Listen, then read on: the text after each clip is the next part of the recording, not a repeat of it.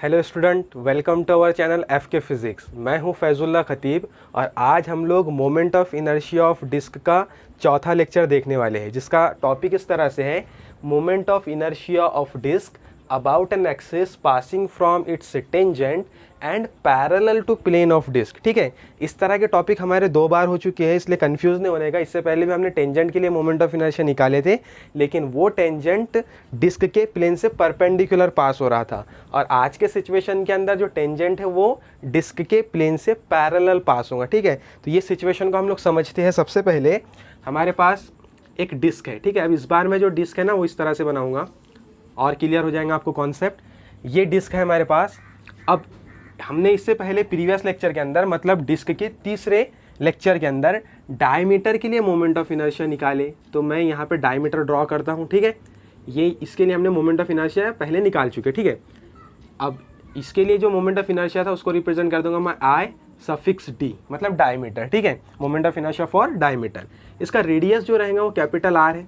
ठीक है, अब ये जो हमको सिचुएशन दी है आज के लेक्चर के लिए, वो सिचुएशन क्या है कि टेंजेंट कहाँ से पास होगा? Parallel to plane. ठीक है, तो ये जो हमारे पास प्लेन है इससे पैरेलल, तो मैं यहाँ पर एक एक्सिस ड्रॉ कर लेता हूँ। ठीक है, इस पॉइंट को हम लोग नाम दे देंगे ओ। ठीक है, तो इसके लिए जो मोमेंट ऑफ इनर्शिया रहेंगे इसको बोलेंगे आई सफिक्स ओ। ठीक है, और इन दोनों एक्सिस के बीच का जो डिस्टेंस है वो डिस्टेंस कितना है? कैपिटल आर, यानी जितना रेडियस है डिस्क का वहीं इसका क्या रहेगा?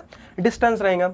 अब हमको क्या करना है, जो चीज़ें हमको गिवन है, मतलब जैसे कैपिटल एम इसका मास है, रेडियस जो है इसका कैपिटल आर है, लिख लेंगे सबसे पहले। तो यहाँ पे आएगा M is equal to mass of disc. ठीक है, mass of disc, then capital R is radius of disc, radius of disc. ठीक है, अब हमको क्या पता है? हमको मोमेंट ऑफ इनर्शिया डायमीटर के लिए पता है, तो हम लोग लिख लेंगे कि we know moment of inertia of disk about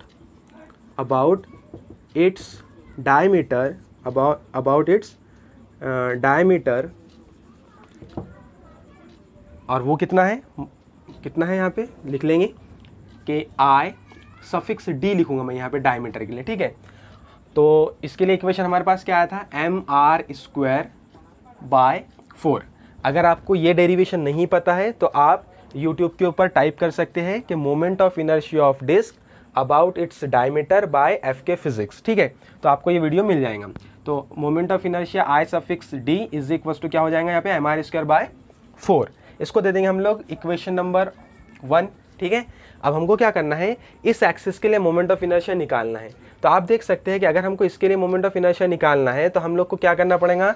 यहाँ पर एक थ्योरम यूज़ करना पड़ेगा। हमारे पास 2 थ्योरम है, पैरेलल एक्सिस थ्योरम और परपेंडिकुलर एक्सिस थ्योरम। तो इन दोनों एक्सिस के बीच में क्या रिलेशन है? ये दोनों एक्सिस एक दूसरे से पैरेलल है, तो इसलिए हम यहाँ पे पैरेलल एक्सिस थ्योरम यूज़ करेंगे। ठीक है, तो यहाँ पे लिखेंगे to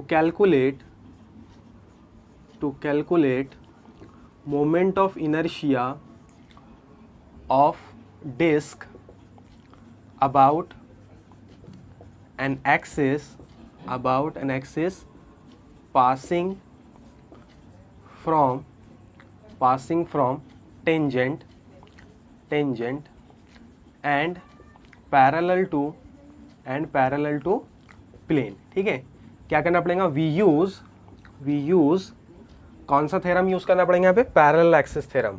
we use parallel axis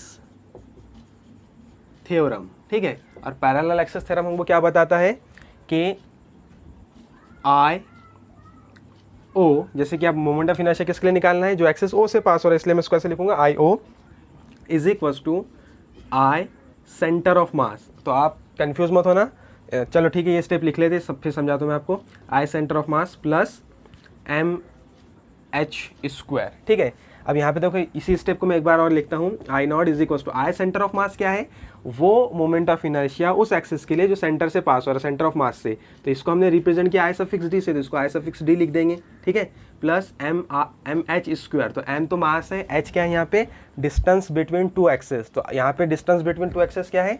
capital R है, तो कैपिटल आर का स्क्वायर कर देंगे। ठीक है, यहाँ पर आई सफिक्स डी का वैल्यू पुट कर देंगे, तो I not is equal to हो जाएगा m are square by 4 plus m are square. ठीक है, इसको अगर सिंप्लीफाई करेंगे तो क्या मिलेगा?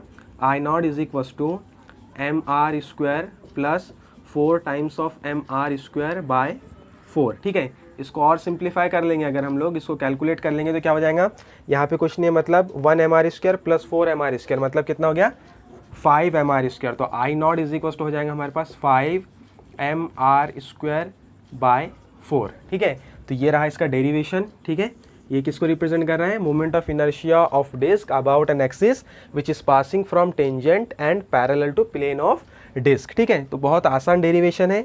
मुझे ऐसा लगता है कि ये वीडियो आपको समझ आ गया होगा। अगर कुछ डिफ़िकल्टी है तो आप कमेंट करके मुझे बता सकते हैं। मिलते हैं नेक्स्ट वीडियो में। Thank you.